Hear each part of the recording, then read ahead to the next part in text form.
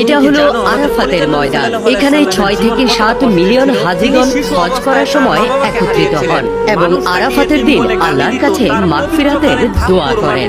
যখন আল্লাহ রাব্বুল আলামিন হযরত আদম আলাইহিস সালাম ও হযরত হাওয়া আলাইহিস সালামকে দুনিয়াতে পাঠিয়েছিলেন, তখন আলাদা আলাদা মানুষ তার শরীরে ময়লা আবর্জনা ছুঁড়ে মারতো, তার রাস্তায় কাঁটা বিছিয়ে রাখতো, মানুষ তার শরীরে পাথর মারতো, মানুষের ছুরা পাথরে নবী করিম সাল্লাল্লাহু আলাইহি সাল্লামের দাঁত মোবারক শহীদ হয়ে যেত।